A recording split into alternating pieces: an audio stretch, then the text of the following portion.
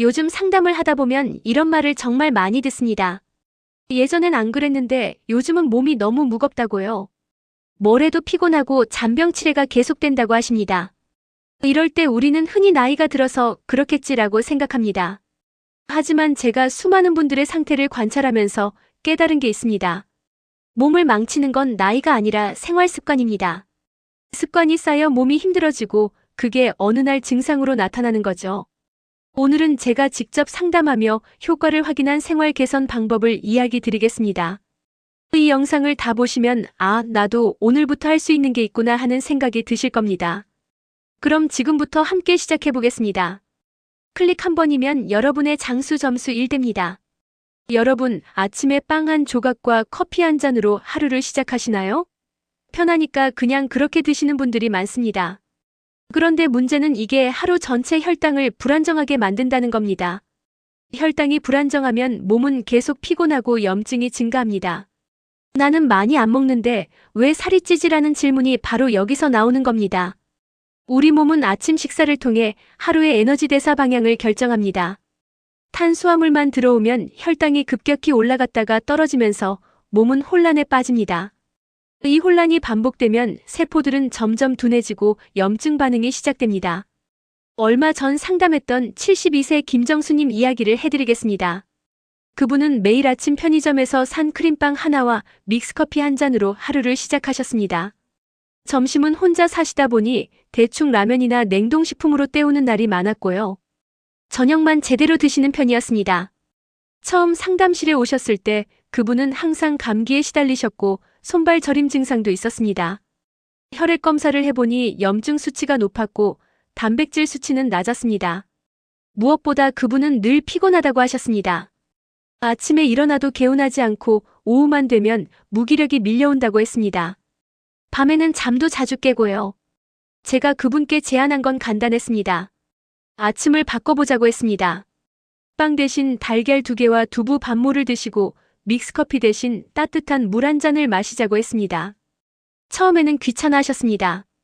달걀 삶는 것도 번거롭고 빵이 훨씬 편하다고 하셨죠. 그래서 전기 달걀 찜기를 추천해드렸습니다.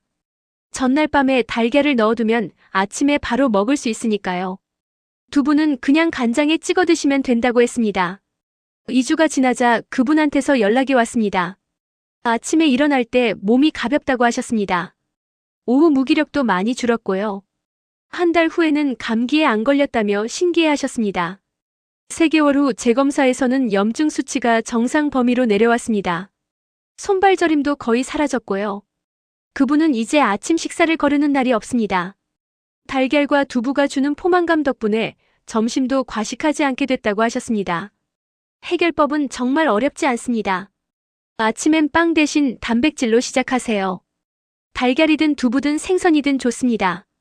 찬 커피 대신 따뜻한 물 한 잔을 마시세요. 내 아침은 내 몸을 깨우는 시작이다라고 마음속으로 말해보세요. 오늘 딱 한 번만 단백질로 시작해보세요. 그 하나가 큰 차이를 만듭니다. 아침마다 얼굴이 붓고 발목이 무겁게 느껴지시나요? 많은 분들이 나트륨 때문인가 라고 생각합니다. 물론 나트륨도 영향을 줍니다. 하지만 실제로는 세포 속 염증이 원인인 경우가 훨씬 많습니다. 우리 몸에서 염증이 생기면 세포 사이에 수분이 비정상적으로 쌓입니다. 이게 부종으로 나타나는 겁니다. 단순히 수분이 많아서가 아니라 염증 때문에 수분이 빠져나가지 못하는 거죠. 이 염증은 대부분 우리가 먹는 음식에서 시작됩니다. 68세 오미자님의 경우를 말씀드리겠습니다. 그분은 평생 냉면을 좋아하셨습니다. 여름에는 거의 매일 냉면을 드셨고 겨울에도 일주일에 3번은 국물 요리를 드셨습니다. 국물이 있어야 밥이 넘어간다고 하셨죠. 그런데 항상 아침에 얼굴이 퉁퉁 부었습니다. 양말 자국이 발목에 깊게 패일 정도로 다리도 부었고요. 무릎과 손가락 관절도 자주 아프셨습니다. 병원에서는 나이 때문이라고만 했습니다. 상담을 하면서 그분의 식단을 살펴봤습니다. 아침은 된장찌개에 밥이었고 점심은 국수나 칼국수였습니다. 저녁은 김치찌개나 순두부찌개였죠. 하루 3끼 모두 국물이 있는 식사였습니다. 게다가 반찬으로는 가공된 햄이나 어묵을 자주 드셨습니다. 이런 식단은 염증을 만들기 딱 좋은 조합입니다. 나트륨도 문제지만 국물에 녹아있는 각종 첨가물과 가공 성분들이 세포를 자극합니다. 제가 그분께 제안한 건 국물을 줄이는 것이었습니다. 하루 한 끼만 국물 요리로 하고 나머지는 국물 없는 식사를 해보자고 했습니다. 대신 생채소를 늘리자고 했습니다. 상추, 깻잎, 배추 같은 채소를 식사 때마다 한 접시씩 드시라고 했습니다. 처음에는 싱겁고 맛없다고 하셨습니다. 국물 없이 밥을 먹으니 목이 메인다고도 하셨죠. 그래서 방법을 조금 바꿨습니다. 국물을 먹되 3숟가락만 드시라고 했습니다. 나머지는 건더기만 건져 드시고요. 채소는 쌈장이나 된장에 찍어 드시면 맛있다고 알려드렸습니다. 또 하루 물 섭취량을 늘렸습니다. 따뜻한 물을 조금씩 자주 마시라고 했습니다. 물이 염증 물질을 배출하는 데 도움을 주거든요. 2주 후 그분은 놀라워하셨습니다. 아침에 일어났을 때 얼굴이 예전만큼 붓지 않았다고요. 한 달 후에는 손가락 통증이 확실히 줄었다고 하셨습니다. 관절을 움직일 때 뻑뻑한 느낌도 많이 사라졌고요. 2개월이 지나자 양말 자국도 거의 안 남았습니다. 그분은 이제 냉면을 먹어도 국물은 거의 안 드십니다. 생채소 맛에 익숙해지니 오히려 국물이 짜게 느껴진다고 하셨습니다. 염증은 약보다 음식 습관이 문제입니다. 국물 없는 식사와 가공식품 줄이기, 이 2가지가 염증을 낮추는 가장 빠른 방법입니다. 국물은 3숟가락만 드시세요. 냉장고 문을 열었을 때 맨 앞에 생채소 보관통 하나를 두세요. 그것만으로도 식습관이 바뀝니다. 검사 결과는 정상인데 밥만 먹고 나면 졸음이 몰려오시나요? 이런 경험 있으신 분들 많으실 겁니다. 건강검진에서 혈당 수치는 정상이라고 나옵니다. 그런데 식사 후에는 꼭 눈이 감기고 머리가 무거워집니다. 이건 식사 직후 혈당 스파이크 때문입니다. 공복 혈당이 정상이어도 식후 혈당이 급격하게 올랐다가 떨어지면 혈관이 상합니다. 이 과정이 반복되면 혈관 나이가 빠르게 늙습니다. 면역력도 떨어지고요. 75세 정인호님은 평생 건강검진에서 혈당 정상 판정을 받으셨습니다. 당뇨 걱정은 한 번도 안 하셨죠? 그런데 식사만 하면 졸음이 쏟아졌습니다. 특히 점심 먹고 나면 30분 정도는 꼭 눈을 붙여야 했습니다. 손발도 항상 차가웠습니다. 여름에도 양말을 신어야 할 정도였고요. 전체적으로 기력이 없고 무기력한 상태가 계속됐습니다. 저녁만 되면 피곤해서 일찍 누웠는데 정작 잠은 잘 오지 않았습니다. 상담을 하면서 그분의 식사 패턴을 관찰했습니다. 매 끼니마다 밥을 먼저 드셨습니다. 밥 한 숟가락 뜬 다음 반찬을 조금 먹고 다시 밥을 드시는 식이었죠. 밥을 거의 2공기 가까이 드셨습니다. 반찬은 상대적으로 적게 드셨고요. 특히 채소는 거의 안 드셨습니다. 고기나 생선도 작은 접시 하나 정도만 드셨습니다. 결국 한 끼 식사의 70% 이상이 탄수화물이었습니다. 이런 식사는 혈당을 급격하게 올립니다. 탄수화물이 몸에 들어오면 포도당으로 분해됩니다. 이 포도당이 혈액으로 쏟아져 들어가면 혈당이 빠르게 상승합니다. 우리 몸은 급히 인슐린을 분비해서 혈당을 낮추려고 합니다. 그 과정에서 혈당이 정상보다 더 낮아질 수 있습니다. 이때 졸음과 무기력이 찾아옵니다. 이런 일이 매 식사마다 반복되면 혈관이 지치고 세포들이 둔해집니다. 제가 그분께 알려드린 건 먹는 순서를 바꾸는 것이었습니다. 야채를 먼저 드시고 그 다음 단백질을 드신 다음 마지막에 탄수화물을 드시라고 했습니다. 야채의 식이섬유가 탄수화물 흡수 속도를 늦춰줍니다. 단백질은 포만감을 주고 혈당을 안정시킵니다. 탄수화물은 마지막에 먹으면 자연스럽게 양이 줄어듭니다. 또 밥은 주먹 크기만큼만 드시라고 했습니다. 큰 공기에 담지 말고 작은 공기에 담아서 한 공기만 드시라고요. 처음에는 적응이 어려우셨습니다. 평생 밥부터 먹는 습관이 있으셨으니까요. 그래서 식탁 위에 메모지를 붙여드렸습니다. 야채 단백질밥이라고 큰 글씨로 써서요. 매 끼니 식사 전에 이 순서를 보시라고 했습니다. 또 채소 반찬을 먼저 상에 올려놓으라고 했습니다. 밥은 나중에 가져오시고요. 변화는 빨랐습니다. 일주일 만에 식후 졸음이 줄었다고 하셨습니다. 2주 후에는 점심 먹고 낮잠을 안 자도 오후를 버틸 수 있게 됐습니다. 한 달이 지나자 손발이 예전보다 따뜻해졌다고 하셨습니다. 밤에도 잠이 잘 오고 깊게 주무실 수 있게 됐고요. 3개월 후 그분은 완전히 달라지셨습니다. 얼굴에 생기가 돌고 걸음걸이도 가벼워졌습니다. 무엇보다 본인이 활력이 생겼다고 느끼신다는 게 중요했습니다. 혈당 관리는 수치만 보는 게 아닙니다. 식후 몸의 반응을 느껴보세요. 졸리거나 무기력하다면 혈당이 불안정한 겁니다. 밥은 주먹 크기만큼만 드시세요. 반찬을 먼저 드시고 밥은 나중에 드세요. 이 순서만 지켜도 혈당이 안정되고 몸이 가볍습니다. 변비와 설사, 그리고 늘 느껴지는 속 더부룩함. 이런 증상들을 단순한 소화 문제라고 생각하시나요? 사실 이건 훨씬 더 중요한 신호입니다. 우리 몸 면역력의 70%가 장에 존재합니다. 장이 불편하면 면역이 떨어지고 기분까지 영향을 받습니다. 장과 뇌는 신경으로 연결되어 있어서 장이 안 좋으면 우울감이 생기고 불안해집니다. 반대로 장이 건강하면 기분도 좋아지고 활력이 생깁니다. 63세 홍영희님은 평생 변비로 고생하셨습니다. 일주일에 한두 번 겨우 화장실을 가셨고 그마저도 힘들게 보셨습니다. 항상 배가 빵빵하고 불편했습니다. 가스도 자주 차서 배에서 소리가 났습니다. 밥을 먹고 나면 속이 더부룩해서 소화제를 달고 사셨죠. 무엇보다 기분이 자주 우울했습니다. 아무 이유 없이 마음이 답답하고 불안했습니다. 잠도 잘 못 주무셨고요. 그분은 오랫동안 변비약을 드셨습니다. 하지만 약을 먹으면 일시적으로 나아지다가 다시 원래대로 돌아왔습니다. 약 없이는 화장실을 갈 수 없을 정도가 됐죠. 병원에서는 나이가 들면서 장 운동이 약해진 거라고 했습니다. 약을 계속 먹으라고만 했습니다. 그런데 그분은 약에 의존하는 게 싫으셨습니다. 근본적으로 나아지고 싶으셨죠. 상담을 시작하면서 식단을 살펴봤습니다. 그분은 식이섬유를 거의 안 드셨습니다. 채소를 별로 좋아하지 않으셨거든요. 과일도 잘 안 드셨습니다.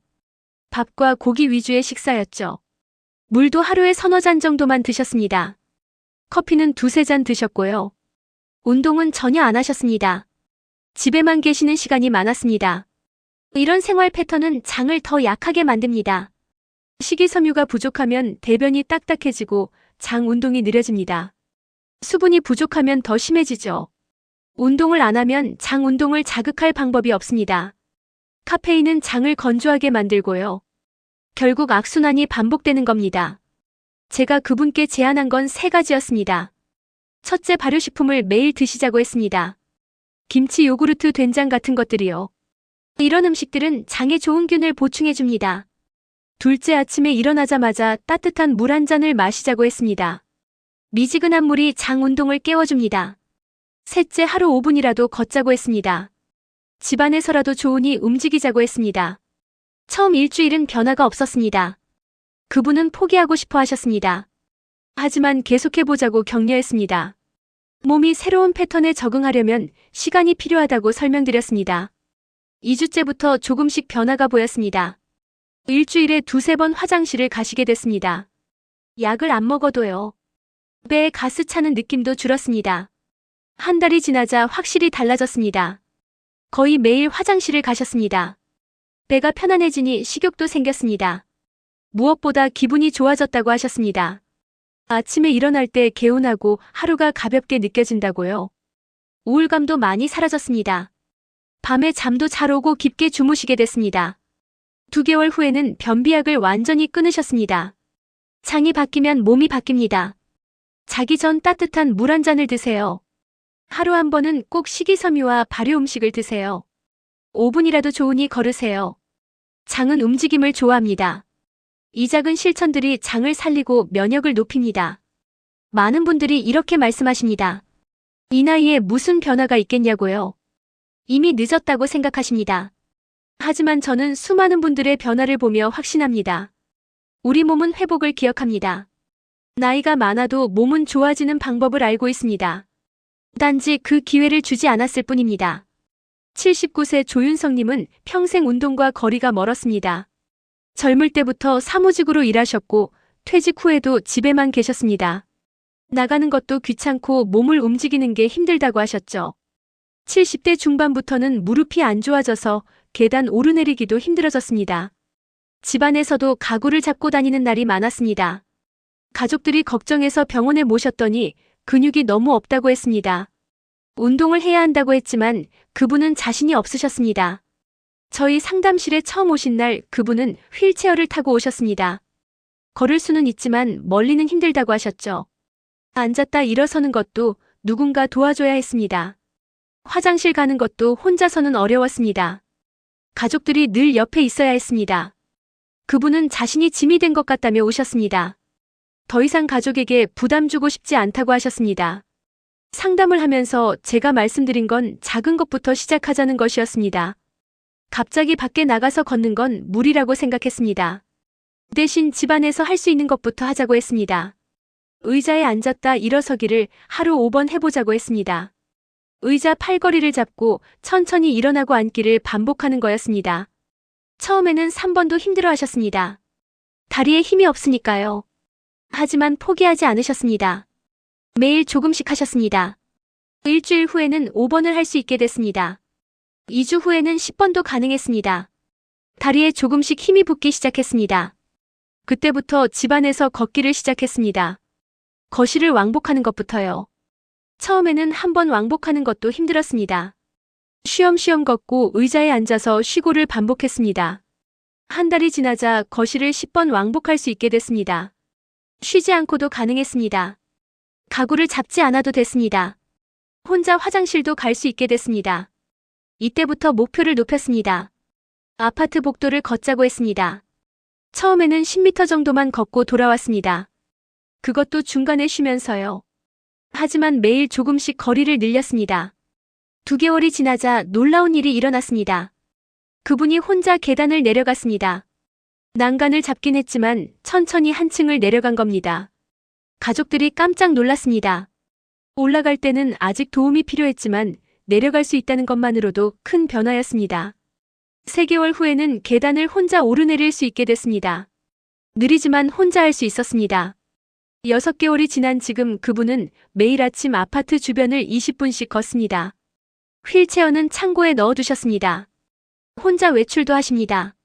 슈퍼마켓에도 가시고 동네 정류장까지도 걸어가십니다. 무엇보다 가족들한테 짐이 아니라 스스로 살아가는 사람이 됐다는 게 가장 큰 변화였습니다. 그분은 매일 아침 운동화 끈을 묶으면서 말씀하십니다. 오늘도 내 다리로 걷는다고요. 그분의 변화는 특별한 비결이 있어서가 아닙니다. 하루 10분 걷기를 포기하지 않았기 때문입니다. 처음에는 의자에서 일어서는 것부터 시작했습니다. 그게 한 달이 되고 3개월이 되고 6개월이 되니 계단을 오를 수 있게 된 겁니다. 몸은 포기하지 않으면 반드시 반응합니다. 79세의 몸도 마찬가지입니다. 나이는 핑계가 아닙니다. 시작하지 않는 게 진짜 문제입니다. 여러분의 몸도 지금 이 순간 회복을 기다리고 있습니다. 혈관은 깨끗해지길 원하고 세포는 염증이 사라지길 바랍니다. 장은 편안해지고 싶어하고 근육은 다시 움직이고 싶어합니다. 단지 여러분이 그 신호를 듣지 못했을 뿐입니다.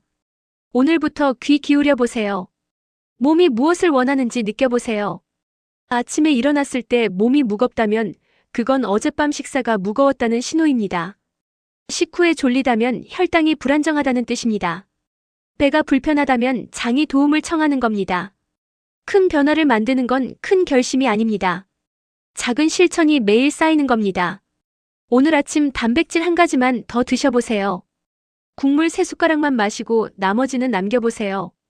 채소를 밥보다 먼저 드셔보세요. 따뜻한 물 한 잔을 마시고 하루를 시작해보세요. 5분이라도 걸어보세요. 이 중에 딱 하나만 선택하세요. 그 하나를 일주일만 해보세요. 일주일이 지나면 몸이 답을 줍니다. 조금 가벼워진 느낌, 조금 편안해진 속, 조금 줄어든 피로감.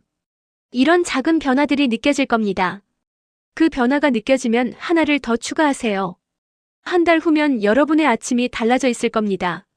3개월 후면 주변 사람들이 알아볼 정도로 달라질 겁니다.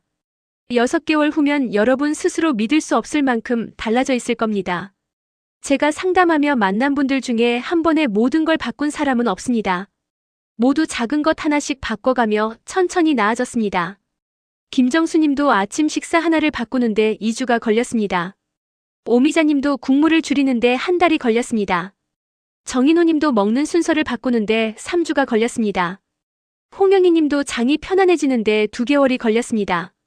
조윤성님도 계단을 오르는데 3개월이 걸렸습니다. 하지만 그분들은 모두 포기하지 않았습니다.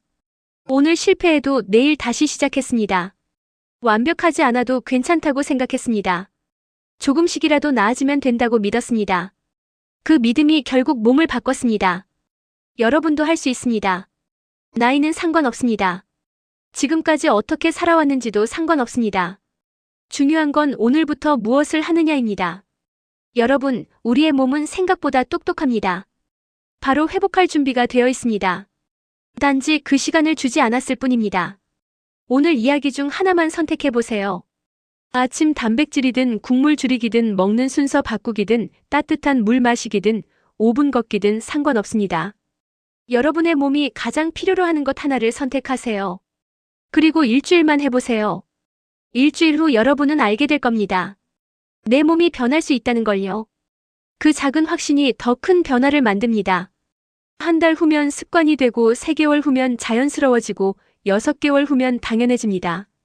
그때쯤이면 여러분은 다른 사람이 돼 있을 겁니다. 더 가볍고 더 건강하고 더 활기찬 사람으로요. 저는 지난 몇 년간 수많은 분들이 변화하는 모습을 봤습니다. 처음엔 모두 힘들어 하셨습니다. 변화가 어렵고 습관을 바꾸기 힘들다고 하셨습니다. 하지만 포기하지 않은 분들은 모두 달라지셨습니다. 그분들이 특별해서가 아닙니다. 작은 실천을 매일 반복했기 때문입니다. 여러분도 그렇게 하시면 됩니다. 오늘 밤 잠들기 전에 생각해 보세요. 내일 아침 나는 무엇을 바꿀 것인가? 그 하나를 정하세요. 크지 않아도 됩니다. 아주 작은 것이어도 좋습니다. 중요한 건 실천 가능한 것을 선택하는 겁니다. 그리고 내일 아침 그것을 해보세요. 모레 아침에도 해보세요. 글피 아침에도 해보세요. 일주일만 그렇게 해보세요. 작은 실천이 쌓여 여러분 몸이 다시 살아납니다. 혈관이 깨끗해지고 염증이 사라지고 장이 편안해지고 근육이 생깁니다. 그러면 아침에 일어날 때 몸이 가볍습니다. 하루가 덜 피곤합니다. 밤에 잠이 잘 옵니다. 이런 변화들이 여러분을 기다리고 있습니다. 저는 여러분이 스스로 건강을 되찾는 순간까지 끝까지 함께 하겠습니다. 혼자가 아닙니다. 오늘부터 시작하세요. 작은 것 하나만 바꿔보세요. 그 하나가 여러분의 인생을 바꿀 겁니다. 응원합니다.